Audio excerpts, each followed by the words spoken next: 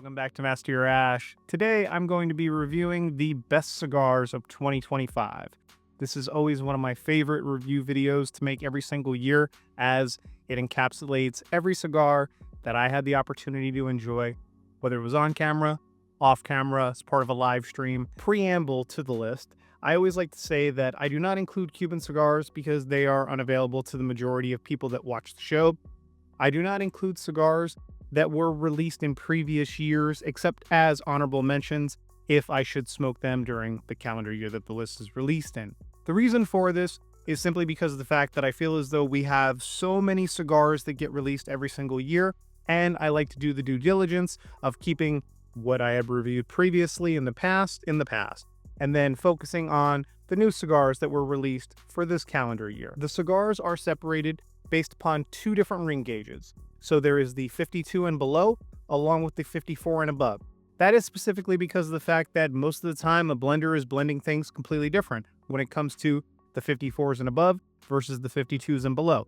Also, you have a much different smoking experience, as you heard from Steve Saka in the last Cigars Unbanded live stream. You have cigars that burn a little bit faster, end up being a little bit hotter, and warmer, can be a little bit sharper. When you have cigars that are 54 ring gauge and above, you have cigars that burn a little bit slower, but you have the opportunity for the blend to get lost because you have to add in so much filler tobacco into that blend. It's just my way of trying to give every cigar brand a fair opportunity at the list. With all of that being said, the best cigars of 2025 will start with the honorable mentions, and we will start in the 52 and below category. The first cigar is the Glez Alex Gonzalez Robania, and I do not have a second one to hold up to the camera, so I am just going to hold up this Gloriosos from the Unorieno line. This is going to be included in the giveaway pack for the best cigars of 2025 that I will provide details with at the end of the video. The Robania that you will see on the screen from earlier in this year was one of the best cigars that I smoked, period. It does have some Cuban tobacco in it, which is why it can only be listed as an honorable mention. The Robania is slated to be retweaked for the US market next year, and is supposedly going to be released by PCA. I am looking forward to seeing what Alex Glez has in store for us with that blend. The second honorable mention, once again in the 52 and below category, is going to be the Dunbarton Solita Red. There are 4 honorable mentions in each category, and this was the third in the 52 and below ring gauge. One of my favorite sobremesas that exists. I think that it's an awesome addition. It's a great size. It's a really enjoyable smoke. I've enjoyed almost every single one of them that I've smoked thus far. Coming in the second slot for 52 ring gauge and below honorable mention is the Davidoff Chef's 2025. This is a delicious cigar, especially the first third and second third. Its price point is a little high at $55 MSRP, right? But it is a very good smoke. And that leads us to our last honorable mention in the 52 below ring gauge. It is the CAO Stokk.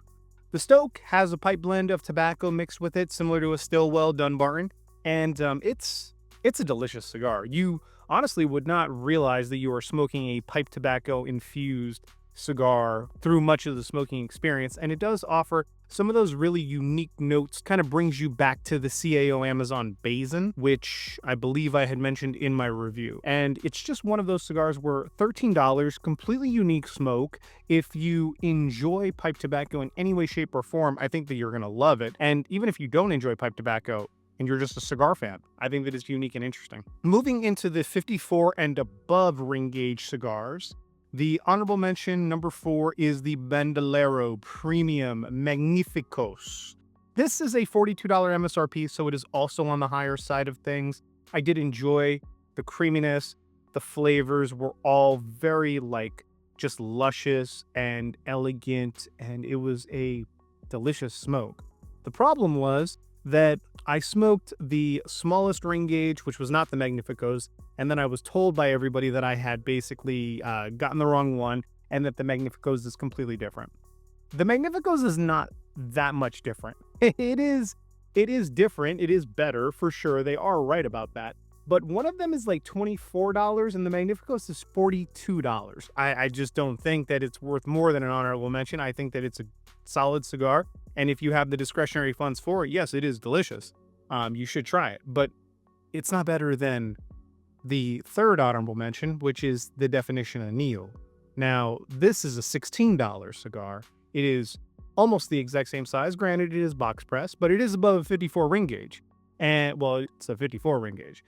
This right here is an absolutely delicious cigar for $16 and totally worthy of an honorable mention, if not higher. I have enjoyed every single one of these. The second honorable mention for this year is the Rare Finds 61011 Diademas. That is a $51 MSRP, and that is courtesy of Tobacconist of Greenwich. It is a Kellner family boutique specialty item that we had on live stream with them. Both Rare Finds I smoked off camera and on the live stream. They are fantastic cigars. They're just very expensive, but also there's a historical amount of tobacco in there that has been aging very, very long, and they are absolutely delicious cigars. The first honorable mention was the LFD 30 years that was a part of my mid-year review. This one did take a little bit of a step back into the honorable mention category. There just ended up being so much competition in this damn list for the 54 and above. And it's funny because I couldn't even fill in the spots in the mid-year review. If you look at the mid-year list, number 4 and number 5 are just gone. It's just 3. The LFD 30 years has taken just a quick step back. So now that we are into the actual top 5 in each category. So we have top 5 52 minus, top 5 54 plus. Cohiba decided to release an Ambar this year, and this is also why we don't include Cubans, because it's a 53 ring gauge, but that's why we separate it like that. So number 5 in the 52 and below is the Tatuaje pork tenderloin. This is the red label pork tenderloin with the broadleaf wrapper on it, not the Tuxtla with the San Andres. This is the full-on pork tenderloin, and at $13 MSRP, creamy chocolate, just wonderful cocoa puff notes. It is a fantastic little cigar, just a tiny little banger of a delicious stick. I really enjoyed that one. Absolutely fantastic. Number 5 in the 54 and above ring gauge is the Davidoff 10th anniversary Escurio. This was a recent review, and it was a phenomenal review. I think that even though this is a $37 MSRP, this is one of the best Davidoffs that I've had in a while. And it goes side by side with the Diademas, Millennium Diademas that we had last year, or the Signature Diademas, whatever the hell that thing was. That was fantastic. Any of the Winston Churchills. This is obviously got a little bit more going on in terms of like the darker notes, the more chocolate confectionery notes. It has some Brazilian tobacco in it that reminded me of the Amazon Basin oh so much, that I love. Even if you're not the biggest fan of the Nicaragua line or the Amasa or anything like that, this is an exceptional blend by Davidoff. Fourth cigar for the 52 and below ring gauge is the Ferio Tego Generoso 2024. This is a $24 MSRP, and it is a fantastic release by Ferio Tego. I believe that the Generoso is better than the Elegancia this year for the 2024 release. It was flipped the opposite way in previous years, I believe last year. Both are good cigars. I did the Elegancia review. You can see that already. The Generoso review will come out here shortly following the publication of this list. I smoked both of them back in August on the first time when Michael Herklox was kind enough to provide us with some samples to try out. And the Elegancia ended up being the one that I posted first, but both of them I smoked basically one and then the following the next day. And the Generoso, I say it in the video, it was just that much better. They were both great cigars, just the Generoso was a little bit better. The fourth best cigar in the 54 and above ring gauge was the Avowed The Vow 1125 in Gran Robusto. This was a $20 MSRP cigar. We smoked it on Cigars Unbanded. It received one of the highest ratings in Cigars Unbanded history, and it was one of my favorite cigars to go back and revisit. I went back through the entire Avowed line. The Awakening review should be published either before or after this list gets published. It may come out just a day or two before. I had to go back and smoke the Awakening twice just because of the fact that the wrapper was so delicate. I had some construction issues. But man, for $10 cheaper MSRP, I think that this delivers just as much of a wild ride of complexity and fun and texture. It's got a great size to it. I think that it is the best Avowed cigar that I have tried thus far, and I only look forward to seeing what this brand has in store for us in the future. I think that the Awakening is also a very good cigar, had a delicate wrapper, and kind of fizzled out and took a step back in the final third, became a little bit chalky, whereas the Vow, it was one of the best finishing cigars that I think that I had all year. So really enjoy this, my current favorite Avowed cigar. Number 3 in the 52 and below category is the Matilde Para Jose Seijas. This cigar really took me by surprise, not because of the fact that I was unfamiliar with Matilde, even though I do lack quite a few reviews of theirs on the channel, which I do need to change, but because of the fact that I think that it's the best cigar from Matilde that I have had. It has such a dynamic flavor complexity to it. It smokes all the way consistently. Very, very great construction. One of the best constructed cigars that I had all year long. And it was only an $18 MSRP, which, you know, is strange to say it in that type of context. But when you think about like most of the stuff that I've already gone over, like that's actually right in line with a pretty good value at that point. The next cigar, the 54 and above, number 3, and this is also an $18 MSRP, and a returning member of the list from the mid-year, the Lampert Limitada 2025. This cigar was rated as my number 1 in the mid-year list, and it's well-deserving of that spot, as well as this number 3 that I have it at right now, but this is an exceptional blend from Lampert. I still prefer the 2023 just a little bit more. Number 2 for 2025 in the 52 and below. Once again, another reoccurring member, CAO Amazon Basin 2025. Almost as good as the Extra Añejo, better than the 2024 release, and one of my favorite cigars, just in general. I mean, anybody who watches this channel, you all know how much of a fan I am of all the Basins. I think that the 2025 was a return to greatness for it, and it should be celebrated as a $15 very limited edition stick, but a very great price point for a very delicious and unique cigar.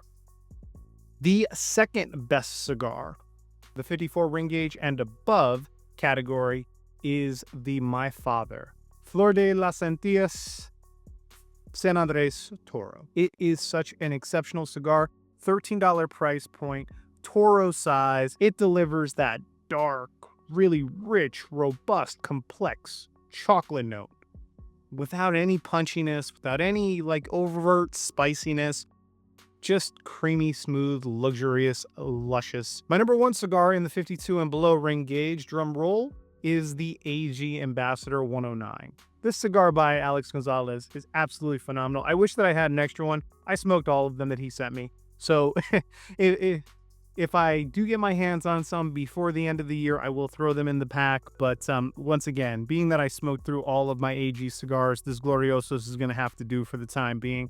I thought that in the 52 and below category, it was the best cigar that I had smoked. It's a $14 MSRP, or a $14 price point on that cigar, and a 7x52 ring gauge. It is essentially a Churchill, but with a larger ring gauge for $14. That delivers an exceptional value. The 54 and above category, number 1 cigar of the year, is the HVC La Rosa 520. This is the Originales. It is the 10-year anniversary of the HVC La Rosa, and it is $13 MSRP, the exact same as the My Father. And to be honest with you, you could say, yes, the My Father is the number 1 in the 54 and above. You could say that the HVC is the number 1 in the above. Once again, we smoked this on Cigars Unbanded. It was one of the most exceptional dynamic cigars that I smoked all year, if not the very most.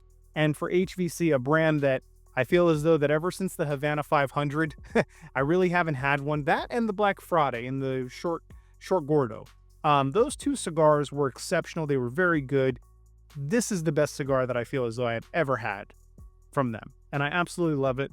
Procured a box, so I've been smoking through as many of them as I possibly can, and this is my number 1 cigar of the year for the 54 ring gauge and above. That does it for the list. I'm going to compile all of these in a wonderful little giveaway. In order to enter the giveaway, all you have to do is just enter a comment down below and let me know exactly which cigar out of the top cigars of the year you would be most interested in trying should you win. Thank you all so much for liking, commenting, subscribing, continuing to grow the community. I greatly appreciate all of you, and happy holidays, happy new year. I look forward to catching you in 2026 for more of the best cigars.